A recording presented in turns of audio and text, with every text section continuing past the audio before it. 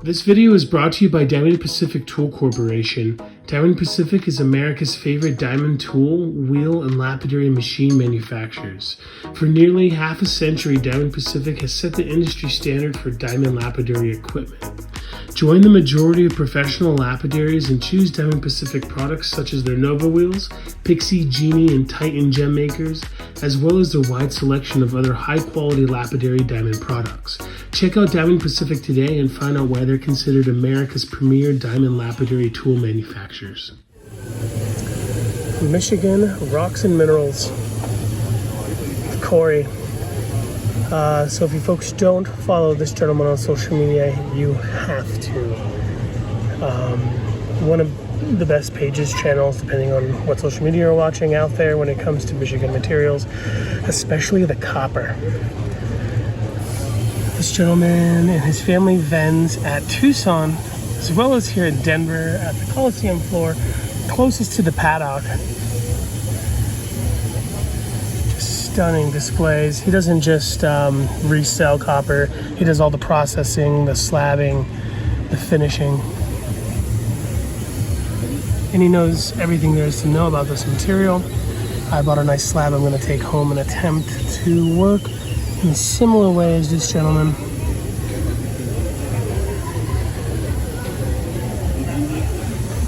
So we'll talk to him more about it when he has a moment. But a few different techniques. His slabbing technique for the way he cuts the copper is really unique. I thought they used one of those boron blades like they cut meteorites with. But it ends up, it's quite a bit different, and actually using a traditional lapidary saw.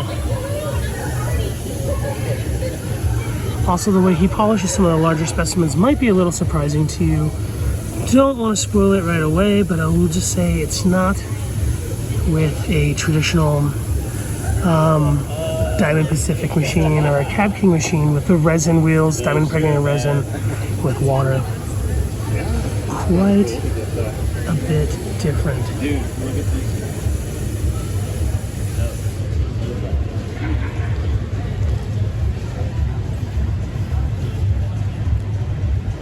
Amazing larger specimens, a lot of which don't just have copper.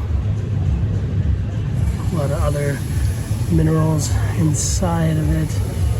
It makes it so special. And so he knows what it all is. Been wanting to get an interview with this gentleman for a few years now. In Tucson this year, we did swing by his booth for 10 or 15 minutes. Didn't really get an interview, just kind of looked at some of his beautiful stuff.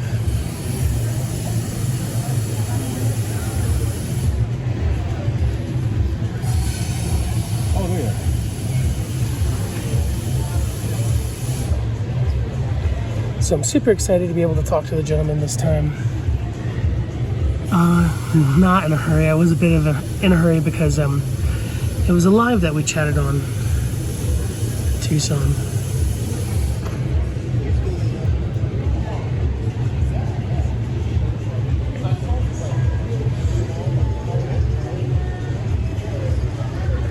Amazing displays, and for as good as the material is and how well he processes them, he puts that much attention to detail into the stands.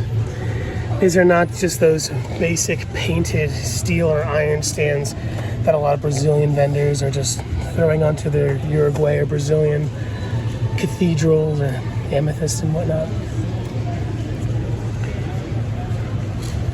This material means a lot more to that gentleman than perhaps some vendors have a connection to. Because a lot of people in the industry, as I'm sure you folks know, don't get to go harvest their material, process the material, and then sell it. There's a big connection between a lot of those three scenes. A lot of people who mine it, they live mining, don't do the cutting. A lot of people who do the cutting don't get to come and sell their own material. This gentleman does it all.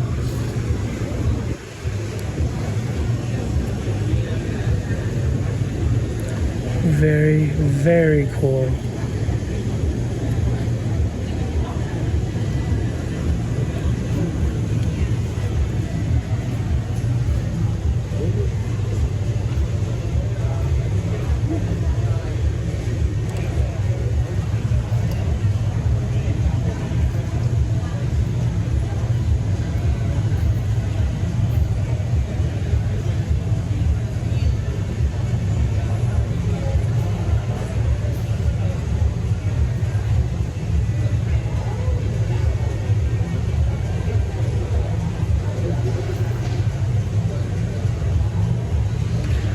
These things are definitely as much sculpture as they are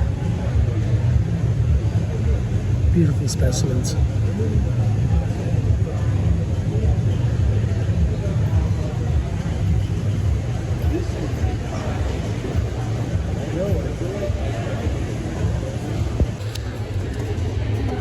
Corey Cotter, how you doing, brother? How are you, buddy? Here, paddock floor, the floor of the arena, next to the main hangar. Brother, I was taking a look at some of your fantastic specimens the other day. You've been pretty busy, which is always a good thing. I was telling people that there's some other minerals in here that are not just copper, that are pretty special. I didn't want to give them away. What's going on inside of this variation of Michigan copper? Yeah, good question. That specimen back there, I had tested under a spectrometer at Michigan Tech, and they identified at least 13 different elements in the spectrum, including copper, silver, and titanium, and at least 10 other elements. It's a very unique formation, only found in one locality in the world, in Mohawk, Michigan. This is obviously float, which means it was ripped out of the rock by glaciers during the last ice age when they filled and formed the Great Lakes. So are there other deposits in Michigan than just one? Yeah, historically there have been over 100 different mines, all of which are closed, not because they've been depleted, but because the labor has changed, mostly with the advent of open pit strip mining. Oh, fantastic. We don't have the geography to do that up in Michigan. Before we go on talking about the minerals, your stands are something we're really proud of, brother. Thank you. You talk about it online. They're fantastic. Thank you, I appreciate that. You're getting them made? I do it from start to finish. A buddy of mine plasma cuts them for me, but I engineer all the cylinders. They're all hand forged to fit the specimen. Every piece is unique, one of a kind. Nothing is universal. It's all custom made for the specimen. It's just nice to have a stand in general, but these are nothing like the cheap, like the iron painted black that you'd see on Uruguay, amethyst, and Brazilians. It's part of the art piece. It makes it, an organic sculpture. I appreciate that. It's fantastic. So there's silver in these too, right? Yes, they're silver bearing. Again, that one was tested on a spectrometer. They have up to 92% silver in the spectrums. And silver is a secondary mineral, so you can see that specimen of Michigan copper there. Secondary means that the silver came at a subsequent geological time. Fantastic.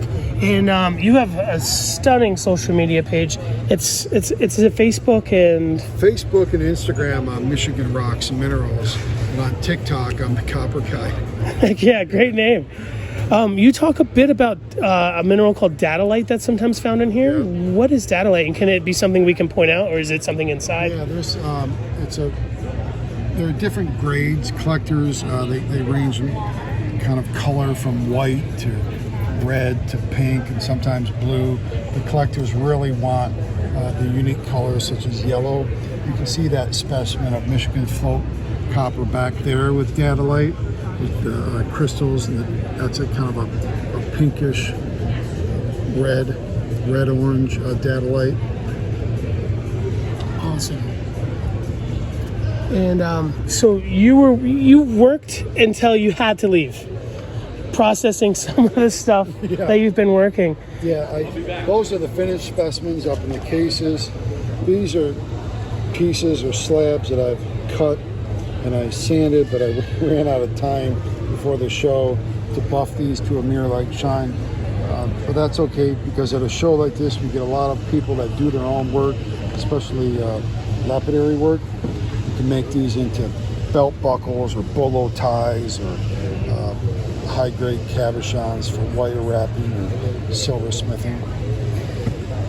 You show on your social media a few ways that you work this material. One thing that blew my mind was how you slab this material. You use a lapidary saw in an unconventional way. You're like chucking a brick. Yeah. What is it, a regular red brick? Ceramic brick I used to deglaze the diamonds, because the challenge with cutting copper copper can be easily cut with a slab saw. But the issue we have with this copper-rich ore is that you have the soft metal, the copper, with the hard stone rock. So we use a special slab saw with a segmented diamond blade that I use to cut this copper with oil on a brick to deglaze the diamonds as I'm cutting so it won't gum up.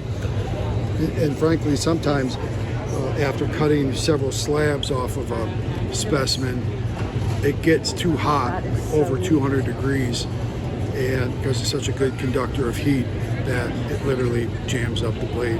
Holy smokes. I mean, because heat shrinks? No, cold will shrink metal and heat will expand the metal. Yeah, it just gets gummy. And just like someone, you know, cutting, you know, a whetstone or something to deglaze their blades, when they're cutting just traditional rock, this is extra gummy. Even though copper is hard, compared to a rock and like the quartz you're cutting here, it's super soft. Yep. And I think that's really brilliant. I've never seen anybody do what you do. I actually thought you were using one of those boron blades for meteorite or something, but that wouldn't work because of the quartz. Right, and it took me, I worked with a manufacturer to come up with a special blade to cut copper, because it's all about feed and speed. And so it's a very slow process, meaning for my slab saw, this to run through, the blade is cutting, to run through a slab saw, this would take at least 1 hour to cut from here to here. Oh, wow. So I've got 2 hours of cutting just in this one slab. And nowadays, a lot of traditional lapidary machines are set speed. You cannot change them. Back in the day, there was hydraulic saws, and you could adjust them that way. Old timers would drill a hole in the machine, put some weights on there to adjust the speed. That's still a good method because you can change the weights. Mm-hmm. You know, the heavier weight, it'll cut faster. If you're cutting serpentine and you're ready to fly a million miles an hour, throw a bunch of weight in there. If you're cutting, you know, something very hard, it's quite different. And you also show some of your polishing method on your social media. You were using a bull wheel, which would absolutely love watching that video. Silicon carbide, no water. I can imagine the water would have a problem with it being gummy too. It would, but it also changes the color of the copper. And so it's easier for me to see whether I've sanded out the scratches. And this obviously I've only taken up to 100 grit, but I would typically take them up to 600, maybe 1,000 before I start the buffing process. Fantastic. And I can buff these obviously to a mirror-like shine. Some of these are just... It requires several extra steps. And I'll show you some of the pieces that we finished.